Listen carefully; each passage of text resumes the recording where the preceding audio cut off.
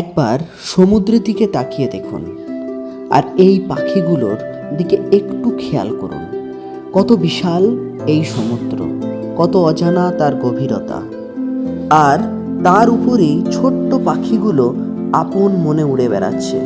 কেউ তাদের বলে দিচ্ছে না কোথায় যেতে হবে, কত দূর যেতে হবে, কোন পথে গেলে বিপদ কম হবে। তবুও তারা উড়ে বেড়াচ্ছে, কারণ তারা জানে জীবন মানেই শুধু নিরাপদ জায়গায় বসে থাকা নয়। জীবন মানেই কখনো কখনো অজানার দিকে ডানা মেলে দেয়া। মানুষের জীবনটাও ঠিক এমনই। আমরা সবাই একটা সুন্দর জীবনের স্বপ্ন দেখি, কিন্তু বাস্তব জীবন কখনো আমাদের ইচ্ছে মতো চলে না। কখনো ভালো সময় আসে, কখনো হঠাৎ করে ঝড় আসে, কখনো আপন মানুষ পাশে থাকে, আবার কখনো অনেক মানুষের ভিড়েই মধ্যেই নিজেকে ভীষণ একা লাগে। কখনো মনে হয় আর পারছি না, কিন্তু ঠিক তখনই এই পাখিগুলোর দিকে তাকানো দরকার। ওরা কি প্রতিদিন একই বাতাস পায়? না, কখনো বাতাস ওদের সামনে থেকে আসে, কখনো পিছন থেকে, কখনো ঝড়ের সঙ্গে লড়াই করেই ওদের পথ তৈরি করতে হয়। তবুও তারা থেমে থাকে না, কারণ প্রতিকূল বাতাস সবসময় শত্রু নয়। কখনো কখনো সেই বাতাসই আমাদের আরও শক্তিশালী করে। মানুষের জীবনে কিছু কষ্ট আসে আমাদের ভেঙে দেওয়ার জন্য নয়, আমাদের তৈরি করার জন্য।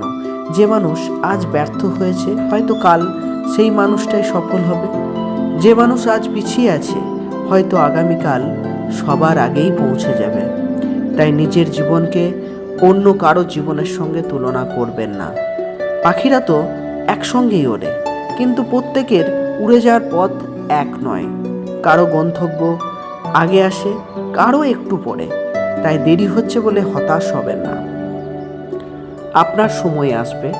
শুধু একটা জিনিস মনে রাখবেন, সমুদ্র যতই বিশাল হোক, তার উপরে আকাশটা আরও বিশাল। আপনার সমস্যা যতই বড় মনে হোক, আপনার সম্ভাবনা তার থেকেও বড়। তাই ভয়কে সঙ্গে নিয়েই এগিয়ে যান, কষ্টকে সঙ্গে নিয়েই এগিয়ে যান, ব্যর্থতাকে সঙ্গে নিয়েই এগিয়ে যান। কারণ জীবনে জয়ী হয় সেই মানুষ যে কখনো পড়ে যায় না, সে নয়। জয়ী হয় সেই মানুষ যে পড়ে গিয়েও আবার উঠে দাঁড়ায়।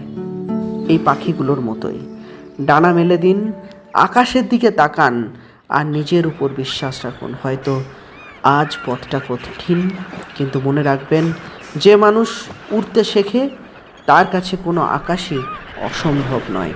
ধন্যবাদ।